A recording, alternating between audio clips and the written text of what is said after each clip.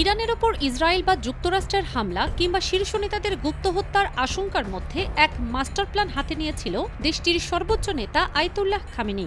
New York টাইমসের এক প্রতিবেদনে জানানো হয়েছে, খামেনির অবর্তমানে বা যে কোনো জরুরি পরিস্থিতিতে দেশের অস্তিত্ব টিকিয়ে রাখতে এবং প্রশাসনিক ধারাবাহিকতা বজায় রাখতে জাতীয় নিরাপত্তা প্রধান আলী লারিজানিকে বিশেষ দায়িত্ব দেওয়া হয়েছে।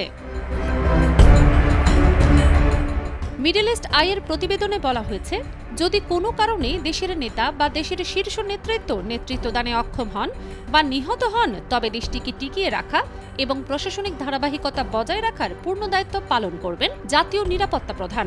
খামেনি নিজেই এই সিদ্ধান্ত অনুমোদন করেন। মধ্যপ্রাচ্যে ক্রমবর্ধমান উত্তেজনা এবং হামলার হুমকির মুখে এই আগাম প্রস্তুতি নেয় তেহরান।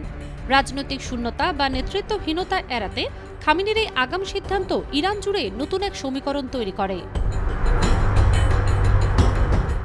সাম্প্রতিক সময়ে মিত্র নেতাদের ওপর সফল গুপ্ত হত্যার ঘটনা ইরানকে গভীরভাবে ভাবিয়ে তোলে। গোয়েন্দা তথ্যের ভিত্তিতে খামেনি মনে করেছিলেন, ইরানের অভ্যন্তরীণ নেতৃত্বকে লক্ষ্যবস্তু করা হতে পারে। এ শূন্যতা পূরণে এবং সম্ভাব্য বিশৃঙ্খলা এড়াতে জাতীয় নিরাপত্তা পরিষদের প্রধানকে বিশেষ ক্ষমতা দেন তিনি। খামেনির নির্দেশনা অনুযায়ী তার নিয়োগ দেয়া সামরিক ও সরকারি পদগুলোর জন্য 4 স্তরের উত্তরাধিকার পরিকল্পনা করা হয়।